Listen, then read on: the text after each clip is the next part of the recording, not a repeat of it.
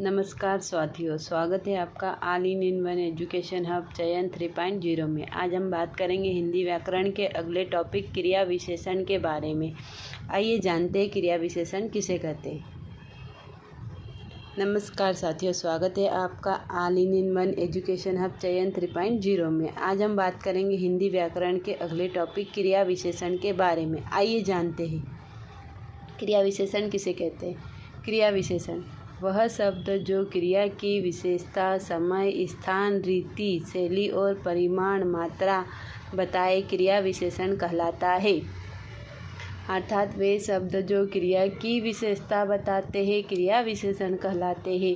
क्रिया विशेषण अविकारी शब्द होते हैं, इसलिए लिंग, वचन, कारक, पुरुष आदि के कारण इनमें कोई परिवर्तन नहीं होता है।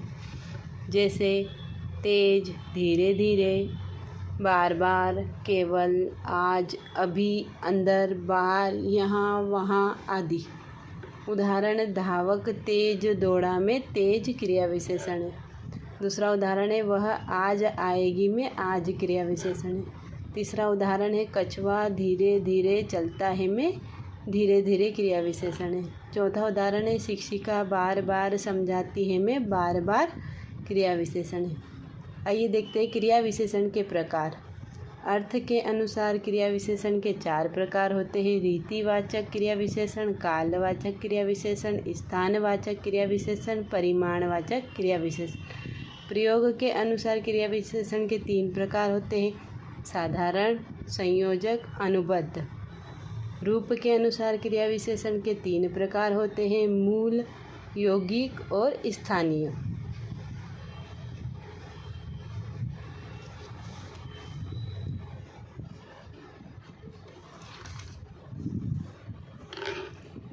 अर्थ के अनुसार क्रिया विशेषण के प्रकार। पहला है रीतिवाचक क्रिया विशेषण। वे अवयव, अविकारी शब्द या क्रिया विशेषण जिनसे क्रिया के होने के तरीके, रीति या ढंग का बोध होता है उन्हें रीतिवाचक क्रिया विशेषण कहते हैं। रीतिवाचक क्रिया विशेषण प्रकार, स्वीकार, विधि, निषेध, निश्चय, अवधारण, प्रयोजन और कारण का बोध कराते हैं। जैसे धीरे धीरे, फटाफट, जोर से, शानदार, शायद, आसानी से, तेजी से, यथाशक्ति, आजीवन, निसंदेह आदि। उदाहरण पहला है राधा ने स्टेज पर शानदार नृत्य किया में शानदार रीतिवाचक क्रिया विशेषण। दूसरा उदाहरण है दौड़ में धावक तेजी से दौड़ा में तेजी से रीतिवाचक क्रिया विशेषण। तीसरा उदाहरण है मोहन ने गणित के सवाल को आसानी से हल कर लिया में आसानी से रीतिवाचक क्रिया विशेषण है। रीतिवाचक क्रिया विशेषण के भेद 9 होते हैं। आइए देखते हैं। पहला है विधिवाचक, धीरे धीरे, सुखपूर्वक, शीघ्र। दूसरा निश्चयवाचक, जैसे जरूर, अवश्य, बेशक, हाँ, निसंदेह, वस्तुतः आदि। तीसरा है अनिश्चयवाचक, जैसे शायद, अक्सर, प्रायः, कदाचित, संभवतः आदि। चौथा है प्रश्नवाचक, कैसे, क्यों आदि। पांचवा है निषेधवाचक, जैसे न, नहीं, कभी नहीं, मत आदि। छठा है हेतुवाचक, जैसे इसलिए, अतएव आदि।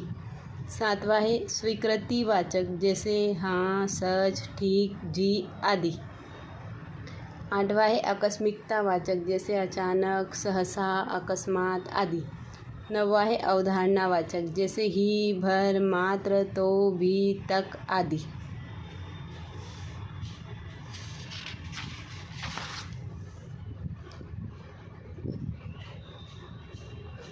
अर्थ के अनुसार क्रिया विशेषण का दूसरा प्रकार है कालवाचक क्रिया विशेषण।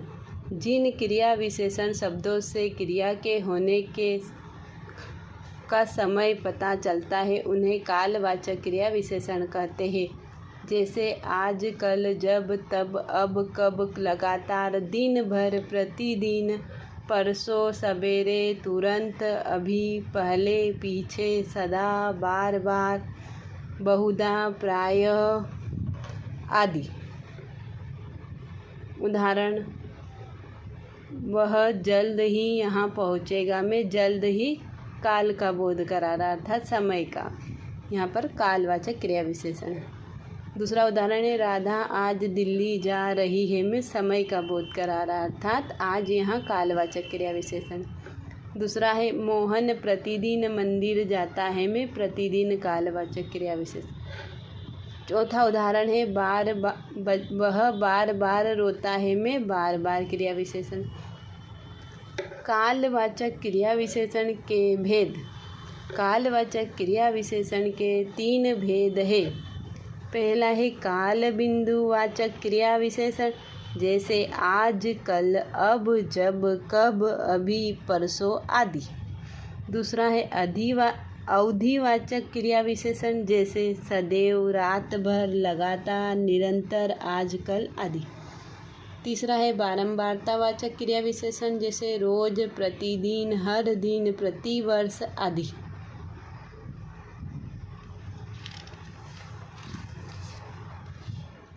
अर्थ के अनुसार क्रिया विशेषण का तीसरा प्रकार है स्थानवाचक क्रिया विशेषण। वे क्रिया विशेषण जो क्रिया के होने का स्थान या दिशा को बताते हैं स्थानवाचक क्रिया विशेषण कहलाते हैं, जैसे ऊपर, नीचे, दाएं, बाएं, आगे, पीछे, बाहर, यहाँ, वहाँ, जहाँ, निकट, आसपास, अंदर, दूर, सामने, चारों ओर आदि। उदाहरण पहला है जैसे बच्चे बाहर खेल रहे हैं में बाहर स्थानवाचक क्रिया विशेषण। दूसरा उदाहरण है वहाँ अंदर जाकर बैठो, स्थान का बोध हो रहा अंदर अर्थात अंदर यहाँ स्थानवाचक क्रिया विशेषण है। तीसरा है राहुल मेरे पास बैठा है में पास स्थानवाचक क्रिया विशेषण। चौथा है सचिन रोज यहाँ क्रिकेट खेलता है में यहाँ स्थानवाचक क्रिया विशेषण है। स्थानवाचक क्रिया विशेषण के भेद। स्थानवाचक क्रिया विशेषण के 2 भेद होते हैं।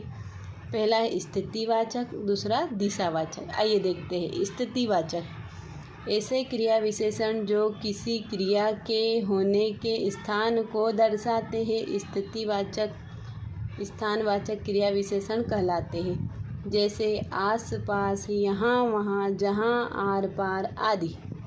उदाहरण है इसका जैसे वह बाहर देख रहा है, तो इसमें बाहर स्थितिवाचक क्रिया विशेषण। दूसरा प्रकार है दिशावाचक ऐसे क्रिया विशेषण जो किसी क्रिया के होने की दिशा का बोध कराते हैं, जैसे ऊपर, नीचे, इधर उधर, दाएं बाएं आदि। उदाहरण है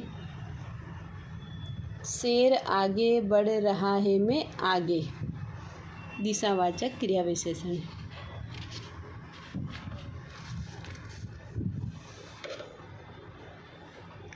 अर्थ के अनुसार क्रिया विशेषण का चौथा प्रकार है परिमाणवाचक क्रिया विशेषण।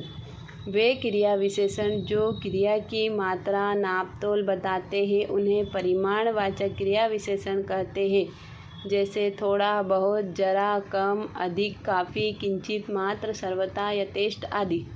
उदाहरण राम बहुत खाता है में बहुत परिमाणवाचक क्रिया विशेषण। पानी काफ़ी ठंडा था, काफ़ी परिमाणवाचक क्रिया विशेषण। तीसरा उदाहरण है मुझे थोड़ा सा पानी पिला दो में थोड़ा सा परिमाणवाचक क्रिया विशेषण। चौथा उदाहरण है एक घड़ा तिल तिल करके भरा में तिल तिल परिमाणवाचक क्रिया विशेषण। परिमाणवाचक क्रिया विशेषण के भेद। परिमाणवाचक क्रिया विशेषण के 5 भेद होते हैं, जैसे पहला है अधिकतावाचक, जैसे खूब, अत्यंत, अधिक आदि। दूसरा है न्यूनतावाचक, जैसे कम, जरा, थोड़ा आदि। तीसरा है पर्याप्ततावाचक, जैसे काफ़ी, पर्याप्त आदि। चौथा है तुलनावाचक, जैसे इतना, उतना, जितना, कितना आदि। पांचवा भेद है जैसे श्रेणीवाचक, जैसे थोड़ा थोड़ा, क्रम से, बारी बारी आदि।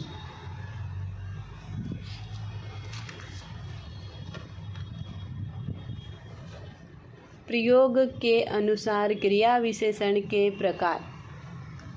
पहला है साधारण क्रिया विशेषण। वे क्रिया विशेषण जिनका प्रयोग किसी वाक्य में स्वतंत्र रूप से होता है साधारण क्रिया विशेषण कहलाते हैं।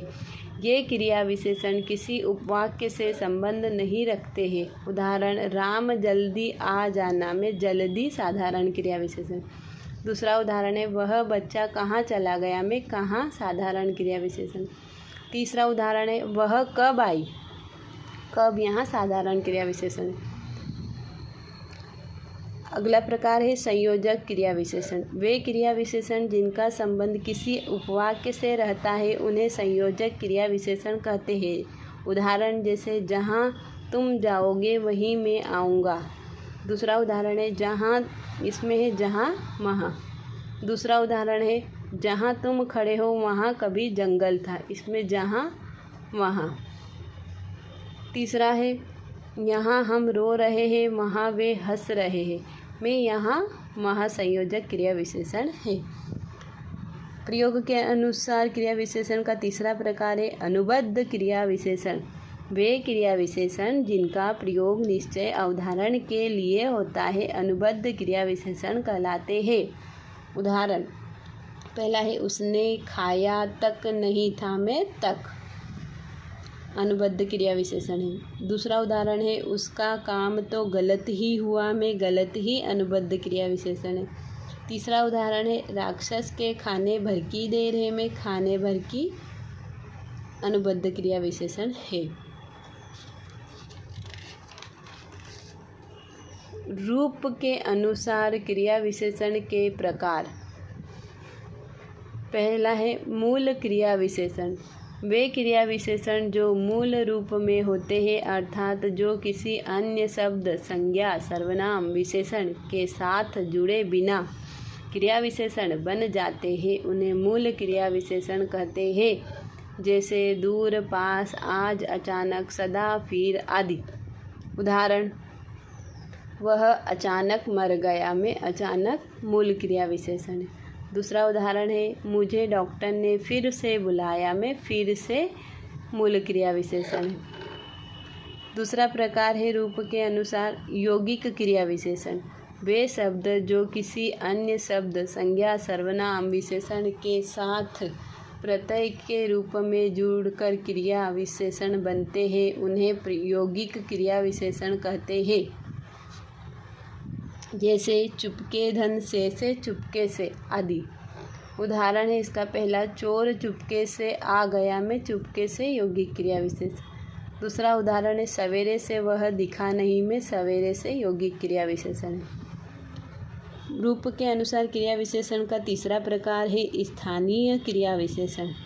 वे क्रिया विशेषण जो बिना रूपांतर के किसी विशेष स्थान पर आते हैं उन्हें स्थानीय क्रिया विशेषण कहते हैं। जैसे वही, नीचे, अच्छा, बैठकर आदि। उदाहरण, उसने फल वहीं टेबल पर छोड़ दिए में वहीं स्थानीय क्रिया विशेषण। दूसरा, लता मंगेशकर अच्छा गाती है में अच्छा स्थानीय क्रिया विशेषण। तीसरा उदाहरण है, वह बैठकर खा रही थी में बैठकर स्थानीय क्रिया विशेषण। चौथा उदाहरण है, वह पेड़ के नीचे बैठा था में नीचे स्थानीय क्रिया विशेषण है। यह वीडियो आपको पसंद आया हो तो लाइक करें, शेयर करें और चैनल को सब्सक्राइब करें।